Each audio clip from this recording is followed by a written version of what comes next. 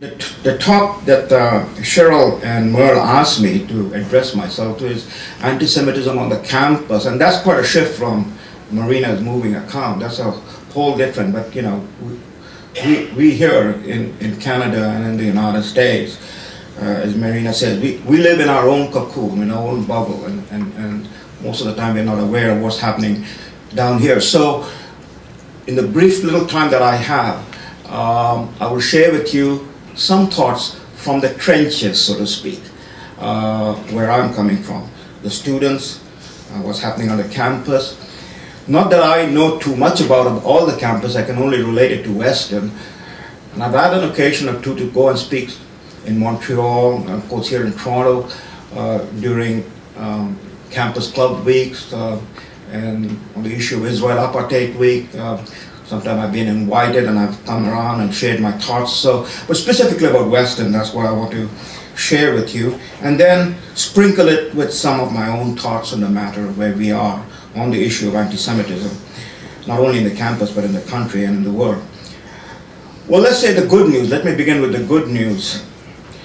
Last week I was informed, or it was 10 days ago, I was informed by some of my students that the University Student Council voted down the request to have the SPHR, that is the Solidarity for the Palestinian Human Rights Group, which is again across the country, their annual request to hold an Israel Apartheid Week in UWO.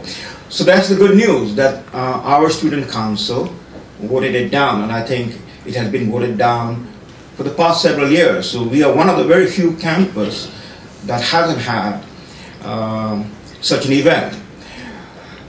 The bad news is, the same time that the council voted down the event request, we have on campus an invitation, again from the student clubs and from the faculty and some other association. The visit of Norman Finkelstein, some of you might know who I'm talking about, which of course drew quite a bit of crowd, and that's an annual stuff. We get the visits of people like Finkelstein and Chomsky and Ilan Pape, and they're regular visitors. And so it's always a question of where you want to put your emphasis on, the good news, the bad news. We have, for instance, on campus, and I think this is something that is pretty much in most campuses in Canadian universities, what is called the Social Justice Committee. So we have the Social Justice Committee at King's College. It's located at King's College, which is our Catholic college. We have Huron College, which is our Anglican college.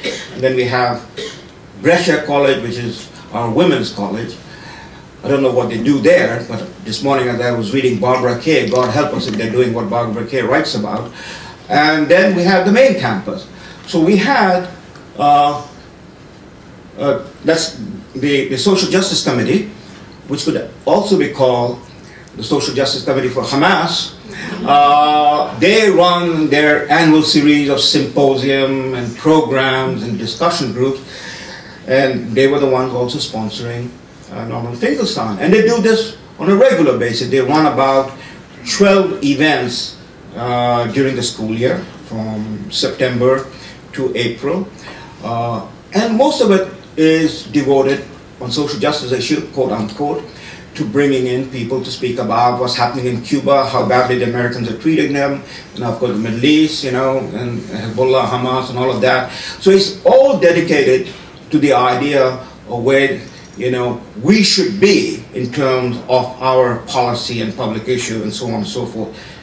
Professor Bernie Hammond, who is a professor of sociology, will of course not invite a person like me to come and talk about social justice, because I would talk about them if I were invited, and if such a thing happened, which I don't think will happen. The moon might turn into blue cheese before it happens.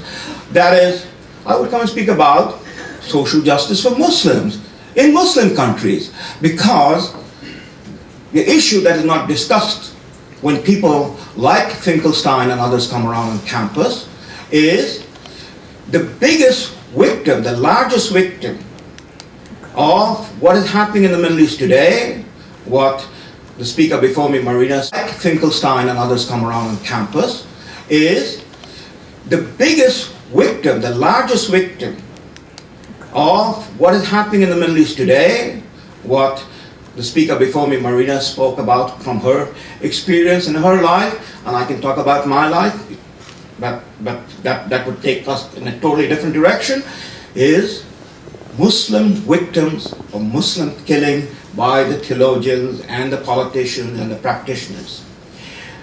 But they won't ask me, and they won't ask people who are witnesses or who have studied this issue and who wants to talk about this issue to come and spend some time on these matters.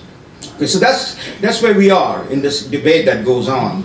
And those of us who will question this issue are in that sense almost at the margin, if not pushed out of the margin of the discussion. And I'm talking about that's the academic life in Canadian University. What about our student?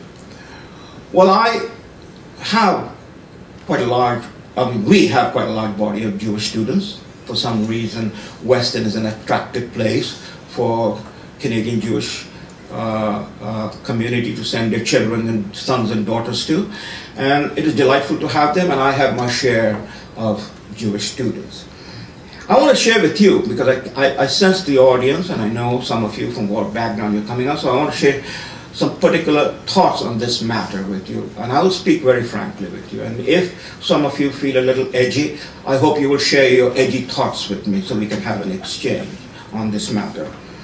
I will take, as an example, I always have some mostly delightful students, and really I cherish them in the sense of the give and take that we have, and the intelligence that they bring into the classroom, and the sense of dedication and commitment that they have to what they are studying and what they're doing. And of course I know it's all about Jewish mothers and they're bringing down their neck and so on and so forth, but it's a lovely sense of what I, on the other side, get to deal with students. But I'm not privy, and I don't want to be privy to the organizational sense of what is going on in the Jewish on the campuses with Jewish students. I do know that there are organizations that guide them and help them and direct them to do things. What I do notice is, at least this academic year, which is just about coming to an end in a couple of months, February, we're just touching it, so March it will be all over, April will be the exam time.